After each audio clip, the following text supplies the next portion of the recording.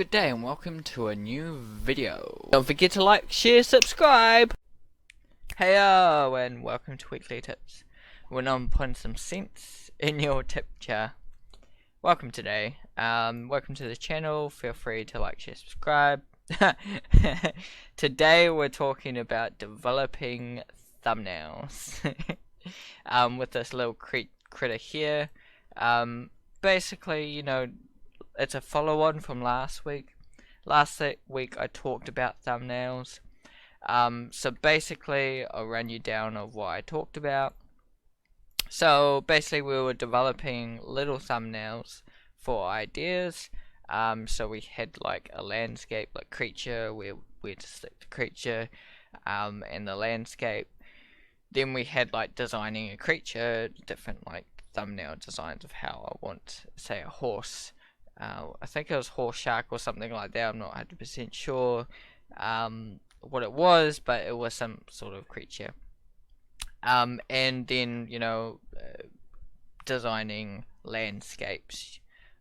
Just quick little thumbnail. Sometimes you might want to just do this in black and white. It might be helpful to paint it out a little bit. With landscapes, there's a lot of artists out there that do that kind of thing and show their process with doing landscapes.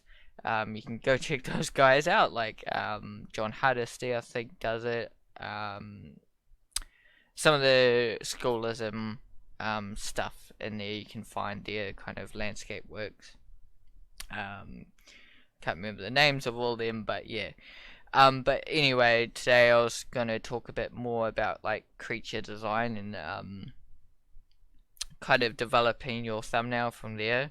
So, you know, I'm more interested in doing this kind of thumbnail to develop it further. So, you know, what I want to do basically is get my thumbnail. So, for instance, it's all on one layer, so I will, you know, to show you guys how to do it again, layer new via cut, also known as Control J. There has, or Shift Control J. There has been like a lot of added keys. I'm not too sure if they're added, but I've noticed them like if you push R and things like that. So I don't want to push buttons and then I don't know what things do sometimes. And there's a lot of these shortcuts in Photoshop now, I noticed. I don't know if they've been there forever, but I've definitely just noticed them pop up, kind of a thing.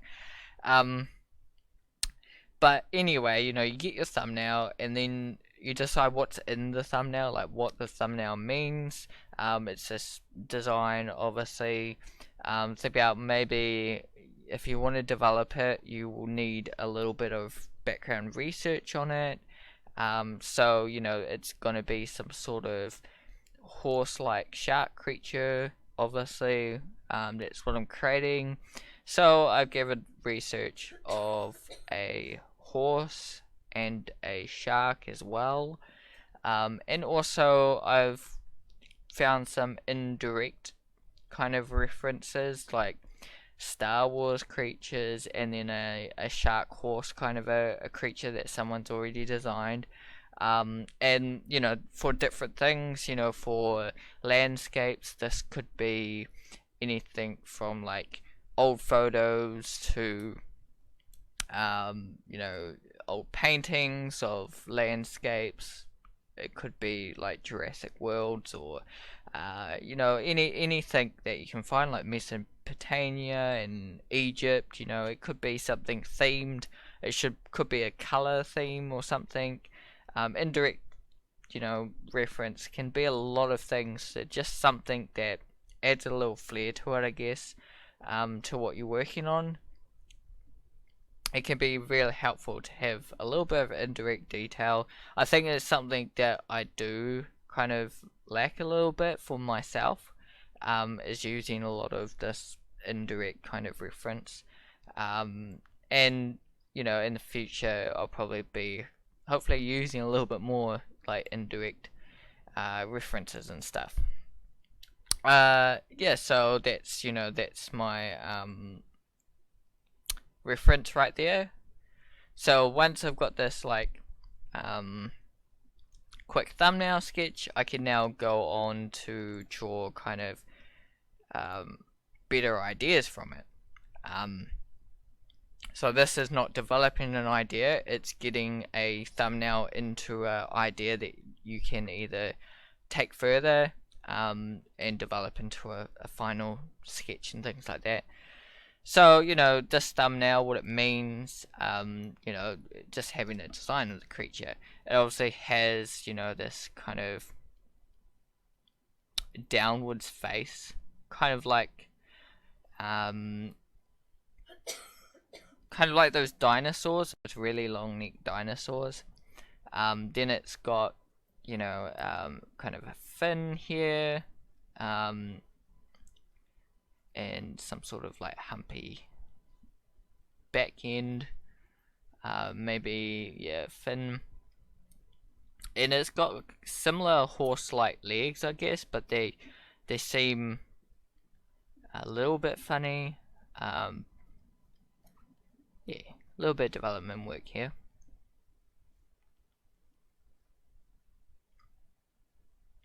But yeah, that's, you know, that's the whole idea of it now. So now, you know, I've turned that thumbnail into a little bit more of an idea.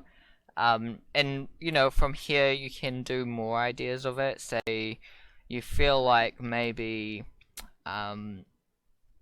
it could maybe have some sort of a horn or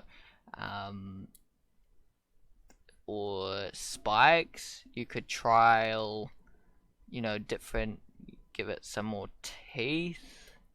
You know, have the hoofs maybe a different length, like really tall hoofs with like really short legs.